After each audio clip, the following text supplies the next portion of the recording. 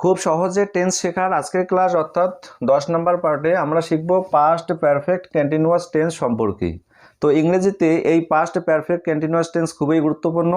তো আজকের ক্লাসে আমরা সংজ্ঞা থেকে শুরু করে অর্থাৎ পাস্ট পারফেক্ট কন্টিনিউয়াস টেন্স কাকে বলে এবং এর স্ট্রাকচার কি বা কোনো বাক্যকে দেখে আমরা কিভাবে খুব সহজে চিনব, সমস্ত বিষয় A to Z আমরা ক্লিয়ার করব এই ভিডিওতে। তো গাইস, তোমরা দেখছো AFJA স্টাডি, ভিডিওটি শেষ পর্যন্ত দেখো। আশা করি আজকের পর থেকে পাস্ট পারফেক্ট কন্টিনিউয়াস টেন্স সম্পর্কে কোনো সমস্যাই থাকবে না। তো সবার প্রথমে আমরা জানবো পাস্ট পারফেক্ট কন্টিনিউয়াস টেন্স কাকে বলে। এক্ষেত্রে মনে রাখবে অতীতে কোনো ঘটনা চলতেছিল, অতীতে কোনো কাজ চলতেছিল এবং একটা সময় ধরে চলতেছিল, এইরকম ঘটনা যদি আমরা দেখতে পাই তাহলে বুঝতে হবে বাক্যটি পাস্ট পারফেক্ট কন্টিনিউয়াস টেন্সে লেখা রয়েছে। যেমন এখানে দেখো কতগুলো এক্সাম্পল আমি দিয়েছি, এগুলো দেখলেই আশা করি ক্লিয়ার হয়ে যাবে। আমি 3 ঘন্টা ধরে পড়তেছিলাম কাজটি অতীতে হয়েছিল, সেটা কত ঘন্টা ধরে? 3 ঘন্টা ধরে, একটা সময় ধরে, একটা ব্যাপক কাল ধরে যখন কোনো ঘটনা অতীতে চলতেছিল তখনই বুঝতে হবে যে বাক্যটি পাস্ট পারফেক্ট কন্টিনিউয়াস টেন্সে লেখা রয়েছে। তারপরে যেমন সে 2 দিন ধরে অপেক্ষা করছিল, সে অপেক্ষা করছিল অতীতের ঘটনা, কতক্ষণ ধরে? 2 দিন ধরে। তারপরে দেখো রবিবার থেকে বৃষ্টি হচ্ছিল অতীতে, সেটা কবে থেকে? রবিবার থেকে, একটা সময় ধরে। তারপর অমল 6 দিন যাবৎ জ্বরে ভুগিতেছিল, অমল জ্বরে ভুগছিল, সেটা কতদিন ধরে? 6 দিন ধরে। তাহলে আমরা কি পাচ্ছি? পাস্ট পারফেক্ট কন্টিনিউয়াস টেন্সে দুটো শর্ত পাচ্ছি, অতীতে ঘটনা চলতেছিল এবং একটা সময় ধরে চলতেছিল। এবার আমরা জানবো বাংলায় কোনো বাক্যকে দেখে কিভাবে আমরা বুঝতে পারবো যে এটা পাস্ট পারফেক্ট কন্টিনিউয়াস টেন্সে লেখা রয়েছে। তো এক্ষেত্রে তোমরা দুটো জিনিস মনে রাখবে, শুধু দুটো জিনিস মনে রাখলেই সহজেই বুঝতে পারা যাবে যে হ্যাঁ, বাক্যটি পাস্ট পারফেক্ট কন্টিনিউয়াসে লেখা রয়েছে। সেই দুটি কি কি? প্রথমে লক্ষ্য করবে যে কোনো বাংলা বাক্যের ক্রিয়াপদের শেষে যদি তেছিলাম, তেছিল, তেছিলা, তেছিলেন এই জাতীয় শব্দ যদি থাকে, অথবা কোনো বাক্যে যদি ধরে বা যাবত, থেকে বা হইতে এই জাতীয় শব্দ যদি থাকে তাহলে বুঝতে হবে যে বাক্যটি পাস্ট পারফেক্ট কন্টিনিউয়াস টেন্সে লেখা রয়েছে। তাহলে কি বললাম? প্রথমে থাকবে ক্রিয়াপদের শেষে তেছিলাম, তেছিলা, তেছিল, তেছিলেন এই জাতীয় শব্দ। আর 2 নম্বর হলো কি? হইতে বা থেকে এবং ধরে বা যাবত, এই দুটো কন্ডিশন থাকলেই বুঝতে হবে বাক্যটি পাস্ট পারফেক্ট কন্টিনিউয়াস টেন্সে লেখা রয়েছে। যেমন এখানে দেখো 3 ঘন্টা ধরে, এই যে ধরে রয়েছে, পড়তেছিলাম, এখানে দেখো ক্রিয়াপদের শেষে তেছিলাম পাইলাম। একই রকম করে ধরে করছিল, করতেছিল বা করতেছিলা, এই যে এরকম ক্রিয়াপদের শেষে যখন তেছিল, তেছিলাম, তেছিলা এই জাতীয় শব্দ থাকবে এবং ধরে, যাবত বা থেকে। যেমন এখানে দেখো রবিবার থেকে, থেকে রয়েছে, আবার বৃষ্টি হচ্ছিল বা হইতেছিল, তারপরে যাবত ভুগিতেছিল বা ভুগছিল এই জাতীয় শব্দ যখন আমরা বাংলায় পাবো তখন বুঝতে হবে বাক্যটি পাস্ট পারফেক্ট কন্টিনিউয়াস টেন্সে লেখা রয়েছে। এবার আমরা জানবো এই পাস্ট পারফেক্ট কন্টিনিউয়াস টেন্সকে আমরা কিভাবে ইংরেজিতে খুব সহজে মনে রাখবো। তো এক্ষেত্রে তোমরা মনে রাখবে যখন কোনো ইংরেজি বাক্যে প্রথমে সাবজেক্ট থাকবে, তারপরে হ্যাড বিন থাকবে, তারপরে ভার্বের সঙ্গে আইএনজি যোগ থাকবে এবং শেষে অবজেক্ট থাকবে।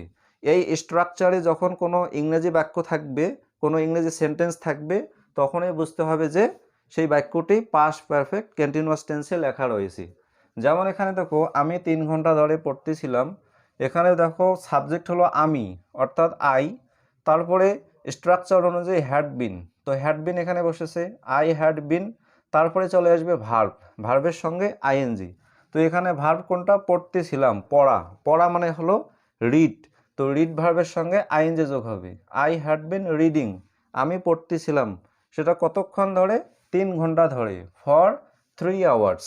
এখানে আমি সংখ্যায় 3 দিয়েছি, এখানে বানান করেও লিখতে পারো। তারপরে যেমন সে 2 দিন ধরে অপেক্ষা করছিল, তো প্রথমে সাবজেক্ট কি? সে, সের ইংরেজি হলো হি, তারপর স্ট্রাকচার অনুযায়ী হ্যাড বিন, তারপরে আমরা নিয়ে আসবো ভার্ব, অপেক্ষা করা, অপেক্ষা করার ভার্ব হলো ওয়েট, ওয়েটের সঙ্গে আইএনজি যোগ হয়ে যাবে অর্থাৎ waiting. He had been waiting, সে অপেক্ষা করছিল, কতদিন ধরে? 2 দিন ধরে, for 2 days. He had been waiting for 2 days, সে 2 দিন ধরে অপেক্ষা করছিল। তারপর রবিবার থেকে বৃষ্টি হচ্ছিল, এখানে দেখো সাবজেক্ট উজ্জ্বল রয়েছে, কোনো বাক্যে যখন সাবজেক্ট খুঁজে পাওয়া যাবে না সেখানে সাধারণত ইন্ট্রোডাক্টরি দেয়ার অথবা ইট ব্যবহার হয়।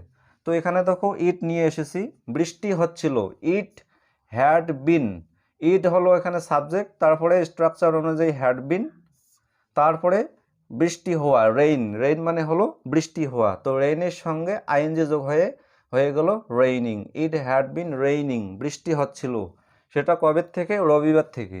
সিন্স সানডে, এখানে দেখো সিন্স ব্যবহার হলো।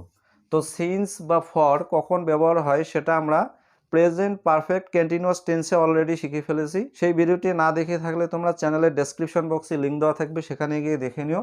তো it had been raining since Sunday, রবিবার থেকে বৃষ্টি হচ্ছিল। তারপরে দেখো অমল 6 দিন যাবৎ জ্বরে ভুগিতেছিল, এখানে সাবজেক্ট হলো অমল, তো আমি অমল লিখেছি, তারপরে স্ট্রাকচার অনুযায়ী হ্যাড বিন, তারপরে ভোগা ইংরেজি হলো সাফার, তো সাফারের সঙ্গে আইএনজি যোগ হলে হয়ে যাবে সাফারিং।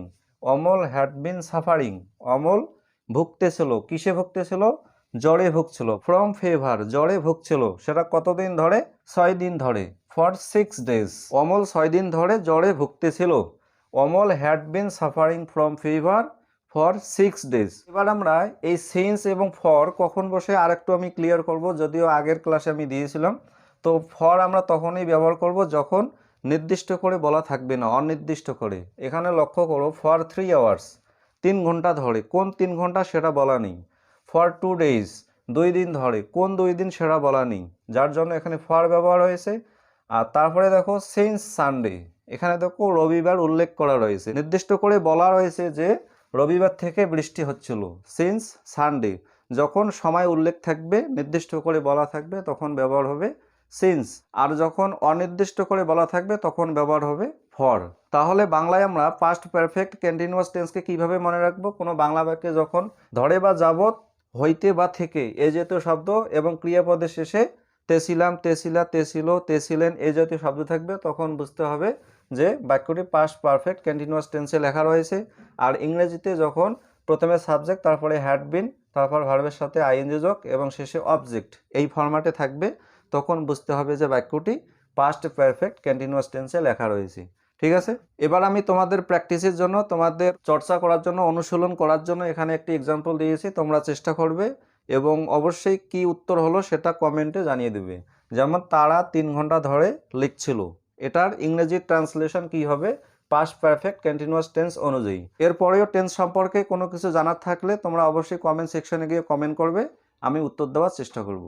তো গাইজ, আজকে এই পর্যন্ত। ভিডিওটি ভালো লাগলে অবশ্যই লাইক ও শেয়ার করে দেবে, আর এই চ্যানেলে নতুন হয়ে থাকলে সাবস্ক্রাইব করে অল নোটিফিকেশন বেল অন করে রাখবে। সো আজকে এই পর্যন্তই, এরপর সাক্ষাৎ আছে পরের কোনো ক্লাসে। সবাই ভালো থেকো, সুস্থ থেকো। So keep watching AFJA study and keep learning.